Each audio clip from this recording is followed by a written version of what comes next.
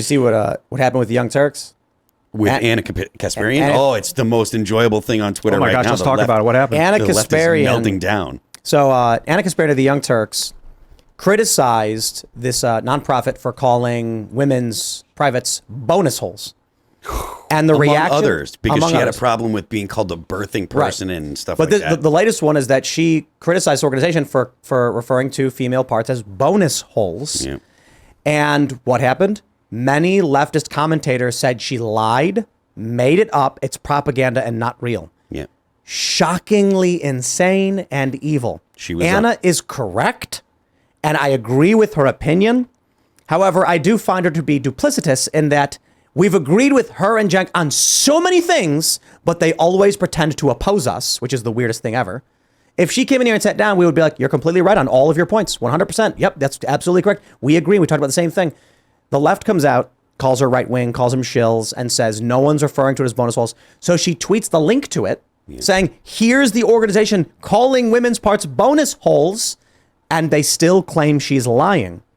Because there's two big components to what the left commentary does. Lie about what's actually happening because they're ideologues who believe there's no truth but power. So they're justified in their lies to gain power. Or they're saying whatever they think is in opposition to the right. So if anything criticizes them, they're on the other side of it. If anyone says this book is bad, then the book must be good. So when Anna comes out and says, don't call me a birthing person or having a bonus hole, they say, you're lying, that never happened, or you're right wing.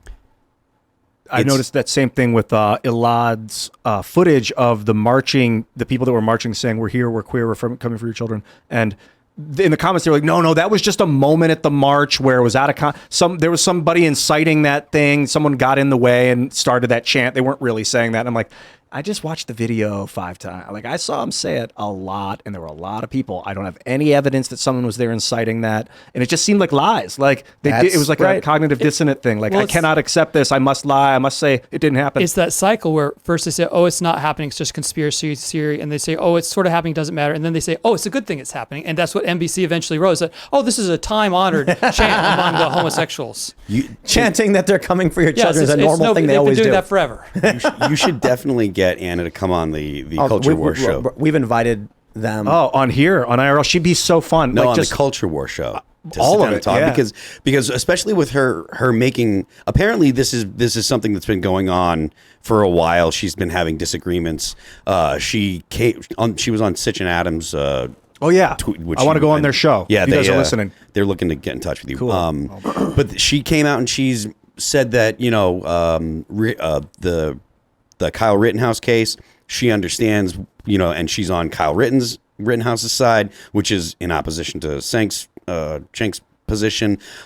She has an issue with being called a birthing person or a uterus haver or whatever. So there's a lot of things that are going on the left that she's started to have an issue with, and kudos to her, because she's every taking other hell. Sane liberal person who realized what was going on and became a disaffected liberal. Yeah. And like I said, kudos to her because she's taken a ton of hell for it. But, the fact that she actually can acknowledge that, look, this is a lie. And one of the things she said on Adam Sitch and Adam's stream was that people were gaslighting her. And she's like, I know that you're lying to me. And I can't believe that you're still continuing to gaslight me. Because it's not about her. Yeah. It's about the listeners. Yeah.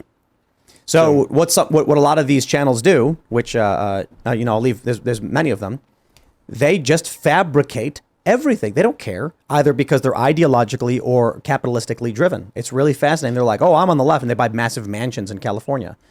Complete lies. Mm-hmm. These people. It's remarkable that you look to these prominent lefties who are talking about all this. I believe in helping people and socialism, and it's like, oh, who have you supported and donated to? No, how dare you? And then you look to the quote unquote right. I love this thing about the pro-choice, pro-life argument. When the pro-choicers lie all the time. That's unfair. It's not pro-choice. It is the pro-abortion side and the pro-life side, because the pro-choicers are like in the middle and like typically not siding with conservatives on a lot of issues. I mean, like actual pro-choice, where they were like maybe within the first few weeks, but post-viability, no abortion. The reasonable Democrat position from a while ago. The pro-abortion crowd is just lying about everything. I forgot exactly where I was going, but that's basically the gist of it. You've got people who have found themselves silenced and in the middle as the left just says whatever it is the opposite of the right and then lies about what's actually happening to win power. You take like post-birth abortion, how people are claiming that it's not actually happening, but they're legislating. All the media claiming that no one ever brought it up when Northam literally talked about even resuscitating the baby and then bring it to another room to decide what to do. There's also a phenomenon of liars, people that think it's good to lie. And they just do it. I had a friend growing up, and granted, we were like 13 or 14 at the time, but we would play Dungeons and Dragons, and then he'd roll, and then he'd be like, "No, I got a 5." I'd be like, "Dude, you just rolled a 7." He'd be like, "No, I had a 5, dude." I'd be like, it was a 7. Like, that's gaslighting. But then we'd play with a third guy would come over, and he'd be like, "No, it was a 5." And we'd both be like, "You're lying to us. You just rolled a 7." He's like, "No, I rolled a 5." And how do you get through to someone like that? You don't. We just had to cut ways and ostracize. The reason they can get through or get away with it is because whoever their audience is in a very narrow channel. They're not like checking out a lefty on the Young Turks and I'll watch Tim Pool and sort of get both sides of the story. Their audiences are completely locked in with people just like them and think like them. So you still have people this day, yelling about January 6ers killing 5 police officers that day, but they believe it because all their news sources repeat that same lie and they're not exposed to anybody outside of that. Or when they they run to me, I say, "Oh, that's not true. The only people that died were protesters, unarmed protesters." Like, "Oh, you're lying. That's not true." So we have two different, realities. So here's the issue I see with the Young Turks. I've known them for a very, very long time, longer than 10 years. Back when he was a conservative? Do you know? Not when he was a conservative. I remember, and they used to post, I guess Jimmy Dore said this, I could be wrong, that they would post photos of upskirt shots or something like that. I don't know if that's true or whatever. It's been a while. Was that what it was? That was Hassan. Hassan started out doing a lot of stuff like that. Hassan used to do that stuff? Hassan Piker used to be kind of like the upskirt. Not exactly. I'm not going to say he did upskirt stuff, but he was early YouTube guy posting edgy, few girls, edgy stuff. Early he was bro code. Bro code kind of guy. Bro code. I remember. The Young Turks have some dark stuff. Yeah, definitely. But what I think happened with them is they had a large audience. The cultural shift started to happen in 2015, and they did not want to go against their own audience because money was more important. So they just went along with whatever the current thing was, but eventually you break. Eventually the left starts advocating for insane things like post-birth abortion, unrestricted abortion, calling women birthing persons and have bonus hole havers. And eventually you're just like, this is insane. The problem I have with the issue I take with the Young Turks is that they're still trying to pretend to be a part of whatever the left is. Yeah, they'll say things like, well, we are on the left because we believe in universal health care. It's like, so do I. And I've talked about that quite a bit on this show. And they'll say, yeah, well, we're pro-choice. I'm like, that's funny. So am I. We've had debates. Me and Seamus discuss this all the time. They're lying. They're still lying. Even though Anna is pushing back against lies from the left, they still lie and pretend that they're not in agreement with us on a lot of issues. They still pretend to support things that are completely untrue. Even when Anna says something that's correct, as soon as someone on the right compliments her or says, here's what you're right about, she'll come out and say, yeah, well, you know what, but I'm still not on the right and I disagree with you. It's like, just stop.